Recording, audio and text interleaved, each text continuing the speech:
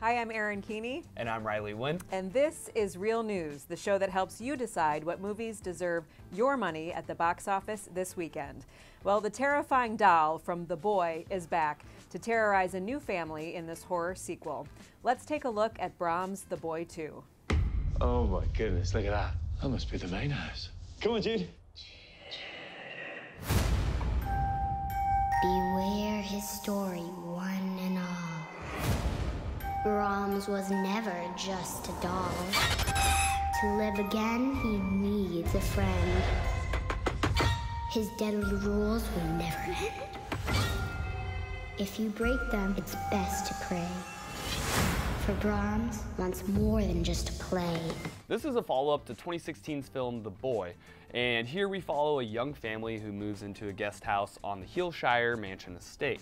They're looking for a quieter life for their family and their young son, Jude, who seems to be a bit off, to say the least. He tortures teddy bears and terrorizes his mom, so that's no good there. The problem is they're completely unaware of the terrifying history that lies within the walls of this mansion, and Jude soon makes an unsettling new friend, this really eerie, lifelike, creepy doll that he calls Brahms. But what seems like a somewhat innocent toy quickly turns into anything but. The film stars Christopher Convery as Jude. You might recognize him as young Billy from Netflix's Stranger Things. And then we have Katie Holmes and Owen Yeoman star as his parents. The director William Brent Bell and writer Stacey Menear both return for this standalone sequel, and Bell said that he felt the first movie fell a little bit short in putting the characters in enough jeopardy. So he says this time the mischief of Brahms is much more threatening, and it comes in the form of injury and possibly even death. So he's turning it up a little bit. He's turning it up a notch for this one. Why is this doll still lying around in the dirt at this mansion? Like, why is it there? I don't get it. I mean, what happened to the real Brahms? We really don't know.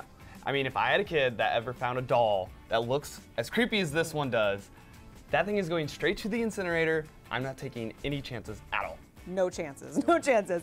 Well, Brahms the Boy 2 terrifies audiences in theaters February 21st. Up next, a British satire about a self-made billionaire whose retail empire is in crisis. Let's take a look at Greed. You've been described as the unacceptable face of capitalism. I've done nothing wrong. He didn't do it for the man, didn't do it for the world, didn't do it for the... This is Nick. He's chronicling my life. He just loves money. He paid himself and his wife £1.2 billion. This is for all of you. No, not literally, but I mean... What is the average wage in Sri Lanka? 50p a day. Imagine how many dresses I can get made. Greed is a mockumentary, and it follows a British fashion mogul, Sir Richard Greedy McCready, as he prepares for his over-the-top, lavish, Roman-styled 60th birthday in Mykonos. He has a journalist who is assigned to write his biography and actually travels to the Far East to tour the factories which he manufactures his clothes in to really see, the factories where McCready got so rich. McCready is in the midst of a bad publicity nightmare as all of his celebrity guests are starting to pull out from his birthday bash. Everyone except for a real-life lion he is hired for the recreation of the Colosseum scene from Gladiator. What could go wrong, Aaron? Are you not entertained? Good plan. Are you not entertained? Steve Coogan plays the billionaire with the fake tan and these big gleaming white teeth that we're not really sure if they're real or fake. And then we also have Isla Fisher. She stars as his flashy billionaire wife. So this character of Greedy McCready is heavily inspired by real-life billionaire retail magnate Topshop's Philip Green. And Steve Coogan says that Green was the perfect example of what happens with unregulated capitalism and just sort of all of its ugliness. Doesn't this whole thing, though, have kind of a disastrous fire festival vibe to it, this whole party that they're planning? This is from Sony Pictures with prolific British director Michael Winterbottom at the helm. And he's known for moving around genres a lot. He's always changing things up, except when it comes to his cast. He tends to work with a lot of the same actors, like longtime friend and collaborator Steve Coogan.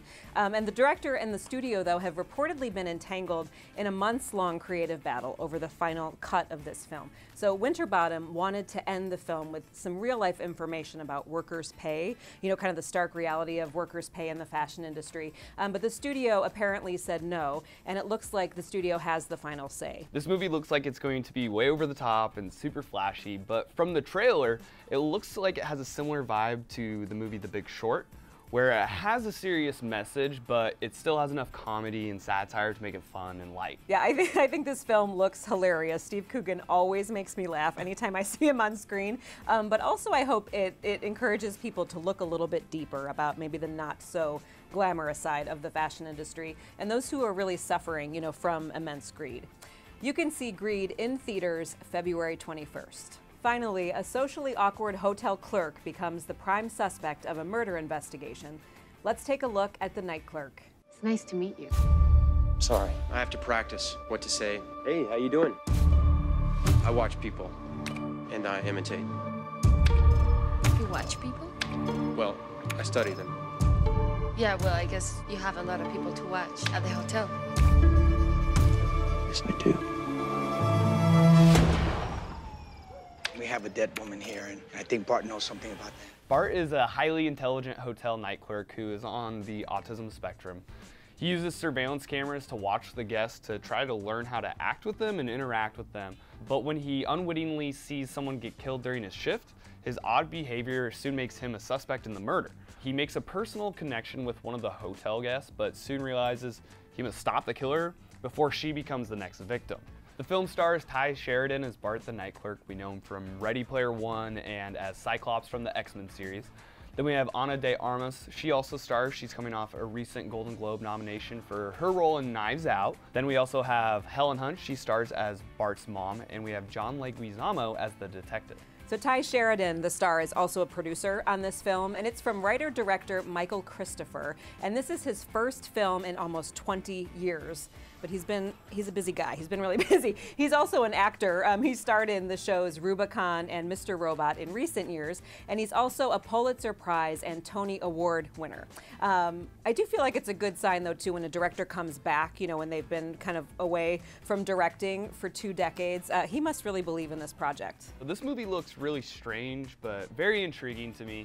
So I think it'll have audiences on the edge of their seat the entire time. No, yeah, I agree. Well, you can see The Night Clerk in theaters February 21st. If you're going to see one movie this weekend, make it Brahms the Boy 2. You can get your tickets at Fandango.